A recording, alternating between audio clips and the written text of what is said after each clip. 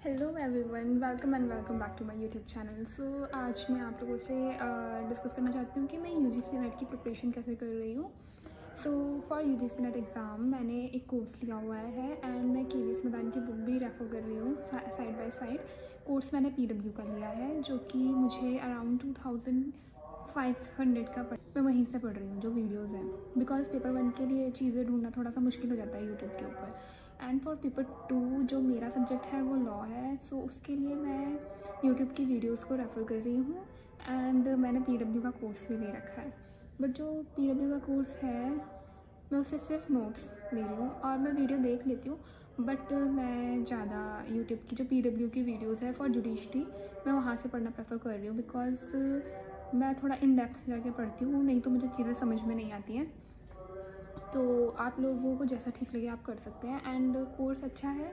अगर आप UGC net का एग्ज़ाम जो दिसंबर वाला है वो क्लियर करना चाहते हैं या आपको कुछ मिल नहीं रहा है फॉर प्रिपरेशन, तो आप लोग ये रेफ़र कर सकते हैं, बिकॉज बाकी कोर्सेज बहुत कॉस्टली हैं and this one is a budget friendly course.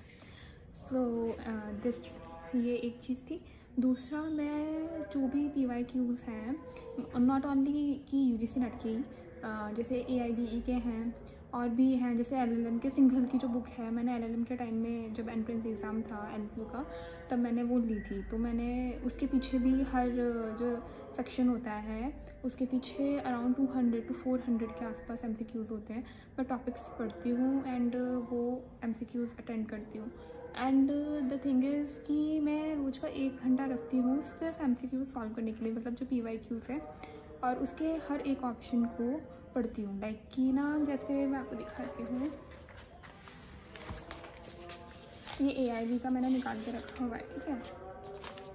मेरे पास मतलब लाइक जब मैंने AIB का एग्ज़ाम दिया था तब मैंने प्रिंटेड निकाले थे, मेरे से बिना प्रिंट के पढ़ा नहीं जाता है। तो जैसे कि ये है, ठीक है ना। अब इसमें एक क्वेश्चन है क्यूरेटिव पिटीशन जो है उसके बारे में, तो इसमें 4 ऑप्शन ऑब्वियसली होते हैं। तो जैसे A B C and D इन चारों के अंदर केस लॉज दिए हुए हैं। मैंने एक रजिस्टर रखा है और रजिस्टर निकालना पड़ेगा। उस रजिस्टर के अंदर मैंने केस लॉज के लिए पूरा बना रखा है, लाइक कि वो रजिस्टर केस लॉज के लिए ही है। अब मैंने हर एक केस के बारे में पढ़ा, मतलब निकाला नेट से, एंड उनके बारे में, उनके फैक्ट्स, उनके इश्यूज़ जो भी थे, उनका जजमेंट क्या आया, ये सारी चीज़ें लिखी। अब इससे क्या होता है, ये सारे जो थे लैंडमार्क जजमेंट्स हैं, आपको पता नहीं चलता कभी कभार कि लैंडमार्क जजमेंट्स कौन कौन से क्लासेस में भी हमें, मतलब जैसे कि बहुत ही इंपॉर्टेंट होते हैं वही पढ़ाए जाते हैं, तो कुछ जजमेंट्स नहीं हो पाते हैं।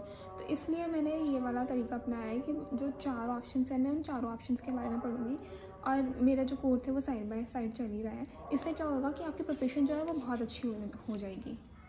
एंड 1 घंटा इसको देना ही है।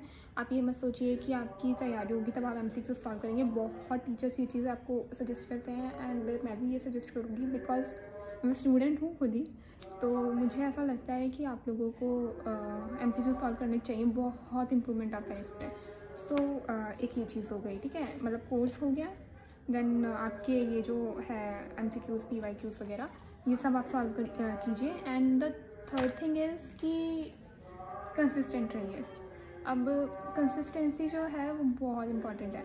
जैसे कि मैं आज मैं सिर्फ 2 घंटे पढ़ पाई हूँ, बट मैंने वो 2 घंटे अपने लिए निकाले। मेरे पास टाइम नहीं था, बट स्टिल मैंने पढ़ाई के लिए 2 घंटे निकाले हैं। और अभी मैं आई हूँ ऊपर, शाम का टाइम हो रहा है अभी, तो अभी अराउंड 7 PM हो रहे हैं और मैं आई हूँ जिससे कि मैं 2 घंटे और पढ़ सकूँ, और फिर मुझे थोड़ा सा काम भी होगा तो मैं वो काम करूँगी।